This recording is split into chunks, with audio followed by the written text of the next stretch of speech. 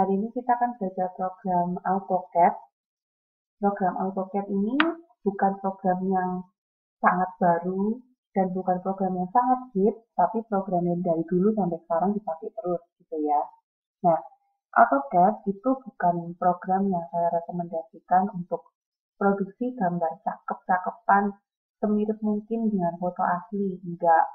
Tapi AutoCAD ini program yang sangat direkomendasikan sebagai program awal modeling Anda sebelum Anda membuat program render yang lebih cantik di software lain yang akan diajarkan kemudian. Dan program ini juga direkomendasi kalau kalian mau bikin gambar kerja yang profesional, yang detail, yang benar gitu. Sampai sekarang, AutoCAD masih dipakai di banyak industri untuk menghasilkan gambar kerja terutama yang ready to print, yang benar-benar presisi gitu. Nah, mari kita mulai AutoCAD. Kalau lama-lama lagi, AutoCAD yang akan saya pakai adalah versi 2017. Kalau kamu punya versi yang lebih baru, lebih baik. Tapi kalau tidak punya, atau mungkin versinya di bawah saya, nggak ada masalah juga.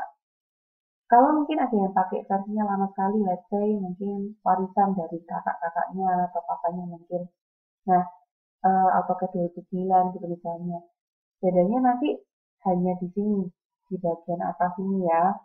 Kalau yang 2009, 2010 itu nggak ada ribbon-nya, jadi toolsnya ini masih terjajar. Tapi kalau versi yang lebih baru, sudah dikategorikan ribbon kayak gini. Nah, kita akan mulai baru, langsung aja diklik di tanda panah ini. Nah, bagian kotak ini kita sebut dengan workspace atau workplane. Nah, di sini toolsnya dikategorikan dalam ribbon atau pita. Kemudian yang di sini adalah settingan untuk bekerja di area kerja ini.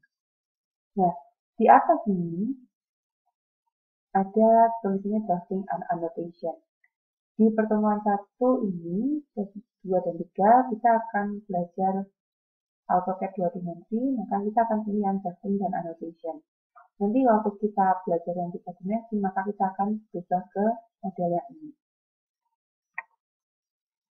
Nah, yang kalian lihat di workspace saya ini ada kotak-kotaknya, ini kita sebut dengan grid.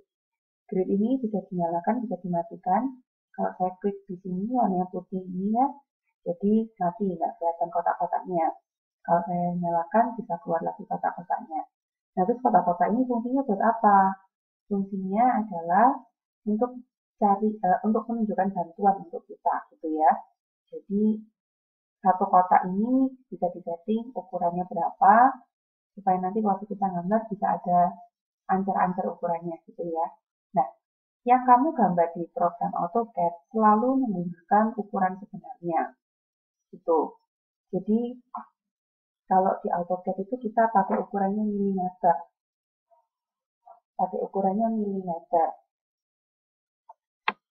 Nah, karena kita pakai ukuran milimeter, jadi nanti jangan lupa waktu ketikkan ukurannya juga acuannya milimeter dan selalu ukurannya adalah ukuran asli. Jadi kalau 1 meter ya gambar 1000 milimeter. Nah, kalau ini adalah pertama kalinya kamu menggunakan AutoCAD, maka di bagian komen ini kamu bisa tuliskan. Kemudian masukkan angka 1 kalau pertama kali, nanti angkanya di sini 0. Kalau sudah, kita sudah siap untuk bekerja. Nah, di sini saya akan tunjukkan dulu di bagian bawah sini dulu ya, sebelum kita loncat ke atas. Di bagian panah ini ada snap setting. Di bagian ini biasanya saya nyalakan hanya gridnya aja. Di grid ini saya bisa tentukan ukuran spacingnya grid saya berapa. Ini saya bikin per 10, jadi kotak saya ini per 10. Nah, kalau snap itu kalau saya sih nggak pernah nyalakan ya, saya nggak tahu suka. Jadi kalau snap itu bikin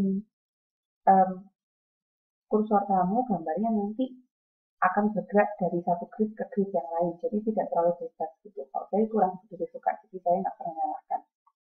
Kemudian objek snap ini yang penting. Jadi objek snapnya nyala, kemudian ini juga nyala. Walaupun snap on-nya tadi nggak nyala, tapi objek snap on-nya harus nyala supaya kita bisa ininya nyala juga terdeteksi nanti. Nah, dari sekian banyak pilihan ini yang saya nyalakan biasanya hanya endpoint, midpoint, center, intersection, perpendicular. Extension saya matikan. Saya akan tunjukkan satu-satu untuk kegunaan masing-masing ini. Jadi kita mulai dengan endpoint, midpoint, dan center dulu. Misalnya saya punya suatu, sebelum saya mulai dulu, ini ada satu lagi, ortho. Jadi kalau ortho ini saya nyalakan, saya cuma bisa, mau saya arahkan kemana-mana, pilihannya hanya tegak lurus saja. Super vertikal atau super horizontal. Jadi dia akan membantu kamu memastikan kalau gambar kamu ini lurus gitu. Kalau ini saya matikan, maka saya gambarnya bisa sembarang. Walaupun saya mencoba untuk lurus, kadang-kadang ada beberapa versi itu yang titik bantu strip-stripnya ini nggak nyala, jadi bisa miring-miring sedikit gitu. Nah, kita berusaha untuk menghindarkan itu. Jadi kalau nanti mau gambar yang lurus-lurus, maka pastikan ortonya nyala. Nah, sekarang saya mau menunjukkan yang tadi polar track gitu ya. Nah, misalnya saya punya benda ini, kemudian saya mau gambar melanjutkan dari titik akhir. Nah, kalau saya tunjukkan di sini, saat saya mendekatkan ke garis ini, maka ada hijau-hijau yang nyala. Nah, hijau-hijau itu endpoint, simbolnya kotak.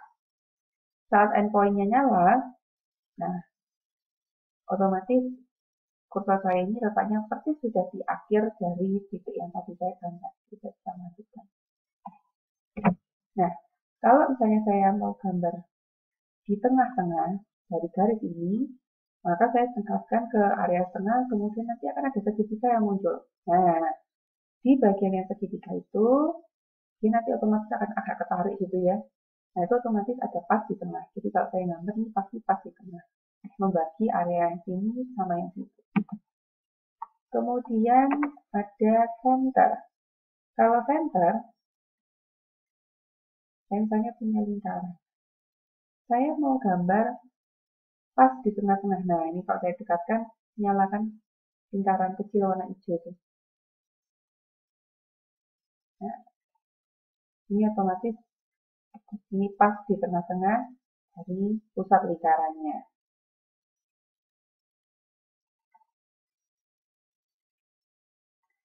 Jadi kita sudah belajar yang endpoint, midpoint, center. Sekarang saya akan tunjukkan yang intersection.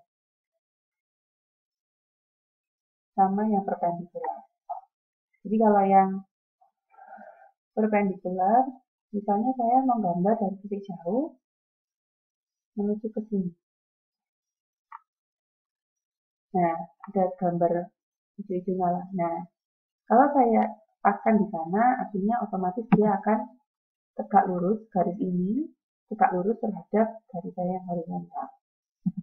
Nah, kemudian kalau saya gambar intersection, dia akan menunjukkan perpotongan. Nah, kelihatan ya ada garis silang pas di potongannya. Nah, Bu, kalau saya tidak disarankan menyalakan semuanya. Kalau kamu menyalakan semuanya, nanti dia akan serba nyala di mana-mana, terus kamu jadi bingung, dan yang terutama karena nanti kursor kamu akan sedikit ketarik ke bagian objek snap terdekat, jadi agak mengganggu.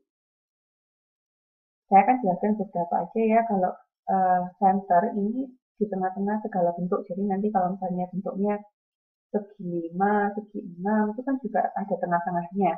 Center ini akan tetap mendeteksi. Nah, kemudian kalau yang geometric center kurang lebih sama dengan center biasa, cuman dia terbatas pada bentuk geometris.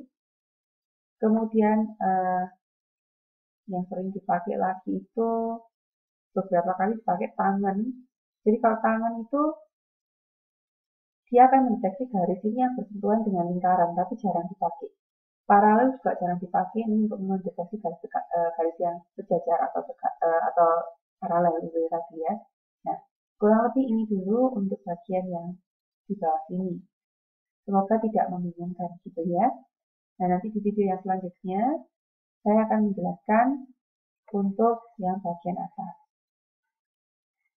Nah, sedikit aja sebelum saya selesaikan video ini, kalau Anda perhatikan, AutoCAD saat Anda menarik garis dari ujung kanan ke kiri,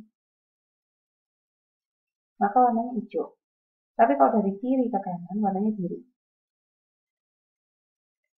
Nah, jadi kalau misalnya dari kanan ke kiri, kamu kenain sedikit aja, dia langsung ke-select semuanya. Tapi kalau misalnya dia dari kiri ke kanan, kena sedikit nggak mau, dia harus kena semuanya. Berfungsi di mana? Nanti berfungsi saat Anda mau melakukan seleksi-seleksi bagian yang kecil-kecil. Jadi misalnya saya mau melakukan bagian seleksi pada bagian ini aja. Nah, kena sedikit nggak apa-apa, ini nggak terseleksi, jadi nggak mengganggu. Jadi bisa di-copy atau di-move dengan mudah. Tapi kalau saya mau cepat, bisa masukkan semuanya. Gitu ya. Nah, sekian dulu untuk bagian yang bawah ini, dan yang bagian atas ini akan ada di video yang selanjutnya.